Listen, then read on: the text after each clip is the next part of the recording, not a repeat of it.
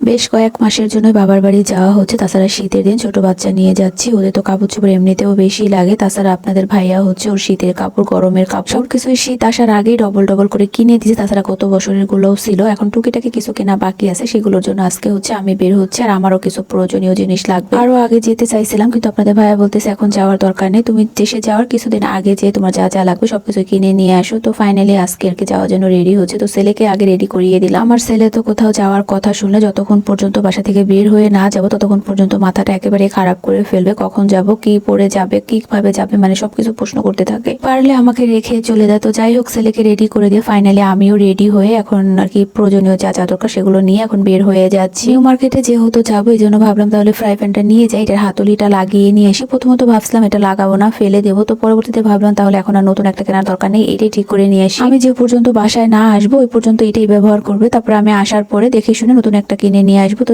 যাই হোক, ফ্রাই প্যানটা হচ্ছে শপিং ব্যাগে ভরে নিয়ে হচ্ছে আমি এখন বাসা থেকে বের হয়ে রুমে ভালোভাবে তালাটা মেরে নিচ্ছিলাম। প্রত্যেকটা রুমের দরজা জানালা লাগানোর পরে বারবার করে চেক করে নিয়ে এরপরে মেন দরজাটা লাগিয়েও আবার চেক করে নিলাম যে তালাটা ঠিকঠাক মতো লাগছে কি।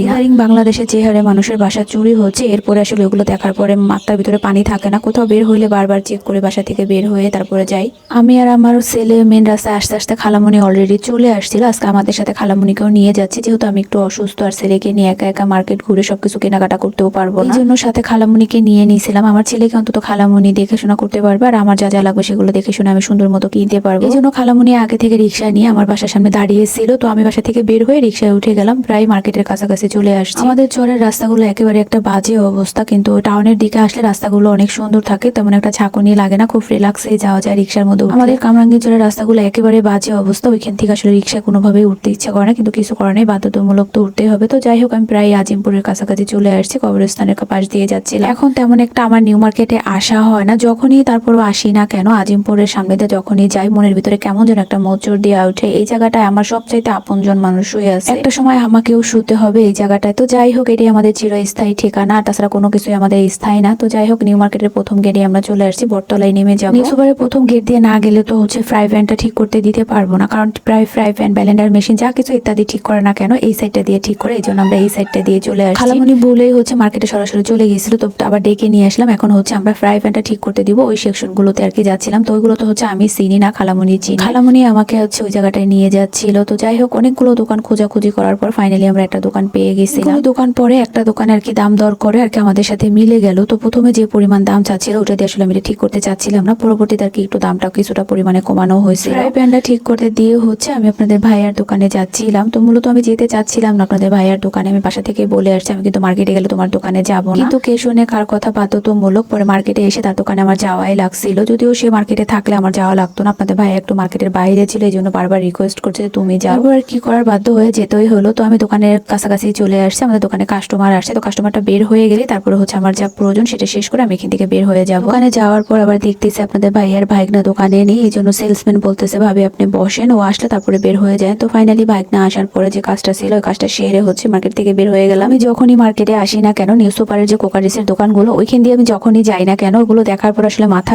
ঠিক থাকে না, সব মনে চায় সবকিছু আমি একেবারে বাসায় নিয়ে চলে যাই, এরকম একটা ব্যাপার থাকে। যদিও আমার সাধ্যের ভিতরে সেটা নাই, তারপর অনেক সময় চেষ্টা করে আর এখনো কিছু টুকটাক কিনে নিয়ে যাইতে চাইছিলাম, কিন্তু পরবর্তীতে ভাবলাম যে থাক এখন আর নিবো না, পরবর্তীতে নিয়ে যাবে। নিউ সুপার থেকে বের হয়ে নিউ মার্কেটে ঢুকে সরাসরি জুতার দোকানে চলে আসছি। ছেলের জন্য প্রথমে জুতা দেখতেছিলাম, এইবারকার কি শোরুমের থেকে কোনো জুতা নিবো না, শোরুমের থেকে আনা দামি জুতা, তারপরে ইন্ডিয়ার থেকে অনেক দামি দামি জুতা আনছিলাম, ওই জুতাগুলো ছোট হয়ে যাচ্ছে, ভাবতেছি ওই জুতাগুলোর সাথে একটা নর্মাল জুতা কিনে নিয়ে যায়, ওইটা দিয়ে হচ্ছে। তাছাড়া গ্রামের বাড়ি একটু ধুলোমালি বেশি হয়, এই জন্য ভাবলাম তাহলে নর্মাল একটা কিনে দিয়ে বাকি যেগুলো আছে ওগুলো দিয়ে হচ্ছে এবার শীতটা পার করে দেবো। তো ছেলের জন্য জুতা কিনে এরপরে চলে আসছি আমি মোজার সেকশনে, কিছু মোজা নিয়ে নিবো। গত বছরের মোজাটা একটু ছোট হয়ে গেছে, এই জন্য ভাবতেছিলাম তাহলে এই বছর ওর পায়ের সাইজের দেখে একটু মোজা কিনে নিয়ে যাই। ছেলের মোজা আর জুতা কেনা শেষ করে এরপরে আমি আমার জন্য একটা হাত পার্স কিনতেছিলাম, সবসময় ব্যবহার করার জন্য। ছোট হাত পার্স ছিল না, এই জন্য আমি এখানে আমার জন্য একটা ব্যাগ দেখছি। ছেলের জুতা, মোজা, আমার জুতা, তারপরে ব্যাগ সবকিছু কিনে আমি চলে আসছি হচ্ছে শোরুমে বোরখা নেওয়ার জন্য। সবকিছু বাইরে থেকে কিনলেও আমি বোরখাটা বাইরে থেকে কিনবো না, বোরখাটা শোরুম থেকে কিনবো, এই জন্য দোকানে চলে আসছি। কয়েকটা দোকান অলরেডি ঘুরে ঘুরে দেখছি, তারপরেও দেখতেছিলাম আর বোরখা আমার কয়েকটাই আছে বাংলাদেশি সৌদি আরবের মিলিয়ে হচ্ছে, কিন্তু এখন ওই বোরখাগুলো আমি আর কি পড়তে চাচ্ছিলাম না, একটু ঢোলা ঢালা বাদুর বা আবায়ার ভিতরে নিতে চাচ্ছিলাম। দোকানে পছন্দ হচ্ছিল, তো ওইটা সাইজে আসতেছিল না, আমরা কোনো দোকানে সাইজে আসলে দামে বলতেছিল না, সবকিছু মিলিয়ে ফাইনালি একটা দোকানে এসে নিয়ে নিলাম। যদিও ততটা ভালো হচ্ছিল না, তারপরও কিছু করার নেই, এর চাইতে আসলে ভালো আর পাইতেছিলাম না। ফাইনালি কেনাকাটা শেষ করে আমরা মার্কেট থেকে বের হয়ে রিক্সা নিয়ে নিচ্ছি, বাসায় চলে যাব। তেমন কোনো কিছু কেনাকাটার ছিল না, তারপর যতটুকু কেনাকাটা করছি না কেন, যেহেতু ঘুরে ঘুরে কেনা লাগছে, অনেকটা সময়ই লাগছে। মার্কেটিং করার পরে আপনাদের ভাইয়া ভাবছিল তার দোকানে যাবো, তার সাথে দেখা করার জন্য, কিন্তু দেখা করিনি, সরাসরি বাসায় চলে আসছি। এমনিতেই মার্কেটে হাঁটাহাঁটি করতে করতে আমার বিরক্ত লাগছিল। তাছাড়া আমি সুস্থ থাকতে মার্কেটে যাই তেমন একটা হাঁটাহাঁটি করি না, খুব অল্প সময়ের মধ্যে সবকিছু কিনে নিয়ে চলে আসি। সেই জায়গায় আমি এখন অসুস্থ, চাইলেও হাঁটতে পারি না, আর এমনিতে তো আমার হাঁটার ইচ্ছা নাই। তো যাই হোক, আমি এখানে ফ্রাই প্যানটা ঠিক করে নিয়ে আসছি, সেটা একটু দেখিয়ে নিলাম। আর টুকিটাকি যা কিছু কিনে নিয়ে আসছি না কেন, সেগুলো একটু শেয়ার করতেছি। তো প্রথমে হচ্ছে আমি আমার ছেলের জুতোটা দেখিয়ে নিচ্ছিলাম। ছেলের সবকিছু তো ওর বাবাই কিনে নিয়ে আসছে, শুধু এই জুতা আর মোজাটা আমি কিনে আনছি। তো দুটোটাই অনেক সুন্দর হয়েছিল। আমারও টুকিটাকি বোরখা তারপরে যা যা কিনছি সেগুলো ভালো হয়েছে, শুধুমাত্র জুতাটা কিনে একেবারে ঠকে গেছিলাম। ভাবছিলাম গ্রামের বাড়ি যেহেতু যাবো, সবসময় তো দামি জুতা পরে হাঁটাহাঁটি করা যায় না, এই জন্য নর্মাল একটু স্লিপারের ভিতরে একজোড়া জুতা চাচ্ছিলাম, কিন্তু একটু দামের ভিতরে, কিন্তু সেটা আর হচ্ছিল না। কি মনে করে যেন ওই জুতাটা আমি কিনে নিয়ে আসলাম। তো মার্কেটে থাকতে তেমন একটা খারাপ লাগেনি, বাসায় আসার পরে নষ্ট হয়ে গেছে। আর আপনাদের ভাইয়াও বলতেছিল এটা কি জুতা কিনে নিয়ে আসছে। তো যাই হোক,